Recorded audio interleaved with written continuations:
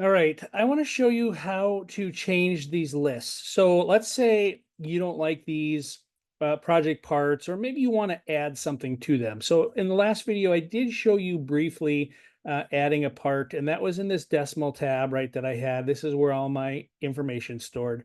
And I added a tree branch. So this time I added 50 cents to it, and this is under solid wood. So if a student comes in here to solid wood and they choose a material, they don't see tree branch because it's not pulling that from the list. The list isn't that big. If I come back to my period and I click on here, if I highlight this, I know that my solid lumber before I entered it was as big as pallet wood, right? If I hold that down and select that, it tells me the list name right up here in the top left corner. This was my solid wood, right? And if I select here, here's all the different list names that I have, and you can change them or whatever.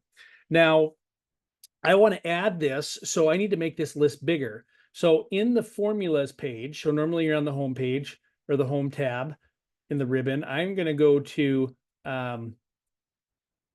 formulas, and I'm going to, it doesn't even matter if I'm highlighted, I'm going to go to name manager, and I'm going to select other. I know that list was called other. So if I look down this, I can see it right there, other.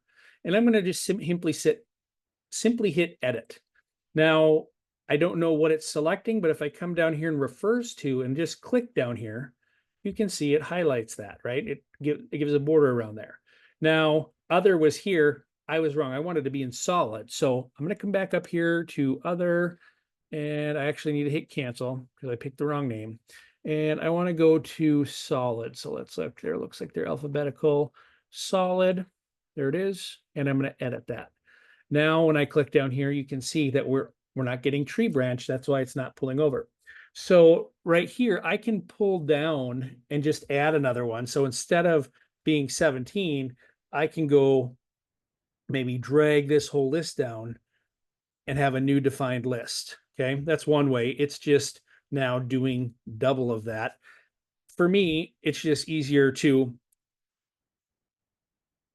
see what's there. And because these dollar signs make this not change. So if I copy this cell somewhere, the dollar sign is going to make it remember F. It's not going to grow bigger. It's not going to be G18 next. It's not going to be H20, whatever. So I just know I need one more cell. So I'm going to delete 17 and I'm going to put 18. And now if I click on there, you can see it's now including that. Okay. And close. So you could, in fact, drag this border around bigger if you wanted to, right? Like I had a border just so I knew for my reference what cells were in this table. So if I come up here to borders, I'm actually going to hit no border first because I wanted to get rid of that bottom border line. And then I'm going to come back up and do a thick outside border. That way I just know for my personal, referencing, I can see where that is. Now, if we come back to student one, and I come down to solid number, I will find tree branch at the bottom. And if I put in a size, it's going to calculate that. Oh, no, it's not calculating that. And the reason for that is if I come over here to the right side, we can see all these costs. Okay, I don't have a spot for tree branch here. F18, 144. So there might be some manipulating I have to do here. If I come to cost 5 and look, cost 5 is adding up rows to get me numbers here. I've got to make sure that it's checking the right math. And so there is some, you need to know some Excel to change some of this and get this going the way you want. So if I click on cost 5 and click up here, you can see it's taking this times that. So my problem is why isn't it pulling that in?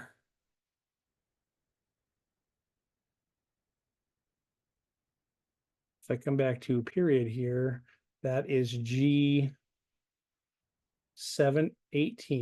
G18. So if I come back to student one,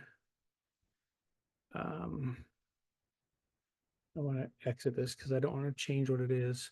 But now I need to look and see if it's looking at G18 anywhere. It's not in this series, so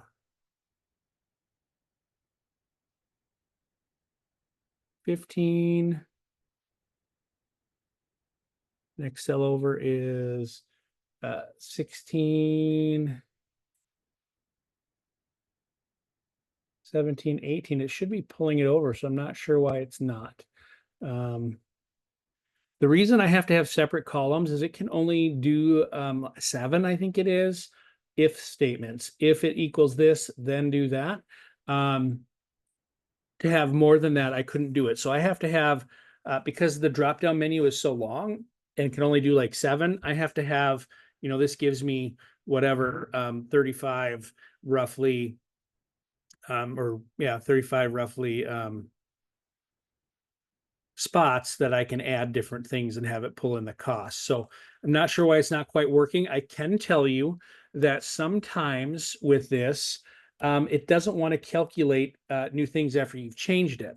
So what I have to do is come up here and go to File, and I'm going to go to Options, and I have to click on Formulas, and I want to automatically calculate. Sometimes this gets turned off when I make changes, and I want to automatically do it. So it's real time. As soon as the student puts it in, it's calculating it. So then I'm going to hit OK, and that still didn't pull it in. I'm not sure why it's not pulling that in, to be honest with you. I'll have to go through and look. Again, it wasn't originally created for that, right? Because I had originally only had it this long.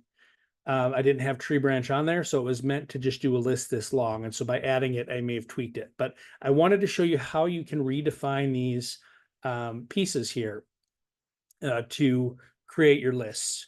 If you want to just type in them and change them, you can. But if you want to redefine a list, let's say I want to create a new list. I'm going to take, let's say, for example, this isn't one of my lists yet. I think my payment types is. So let's just do this example. And in my example, I want the list to be A5, B6, D8, whatever you want that to be. So I don't want to pull example. I want to leave that name, but I want this to be in my list, right? So if I highlight the cells that I want to be in my list and I come up here to where it said my list name before, now it just says some random thing, I can type video example. So now, try that again, I fat fingered something. And then hit enter. And now it is a list.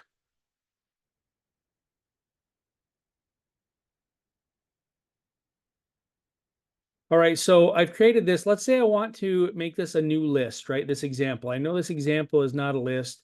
If I go back up to Formulas, Name Manager, and click New, okay, what do I want to call this? I want to call this Video Example List, okay?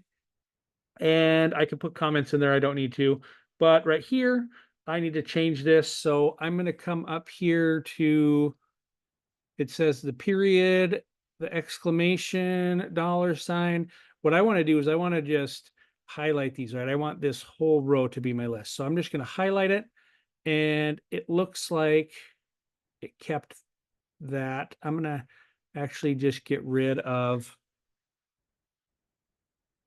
I have to use the arrow keys in here, maybe. I don't know. I'm going to try that again. Let's try that again. Maybe if I have it highlighted first, it will be easier. So I'm going to highlight that and name manager new. It already has it selected in there, and I'm going to put the video list. Okay, so highlight it, then hit name manager, and you can manage that. Okay, it doesn't like that there's a space, so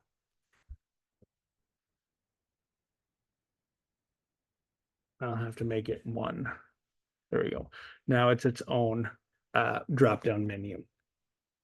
Okay, and then I would have to go in and place that somewhere in the workbook if I wanted to. So I wanted to give you some helpful, maybe admin side stuff of how to use this, how to modify your drop-down menus, and get into some of that information. Now, again, some of this is kind of advanced, medium to advanced spreadsheet stuff. So when you're calculating these costs, some of that is going to have to, if you want to modify some of this, you're going to have to know how to tag different cells and so forth to pull that information.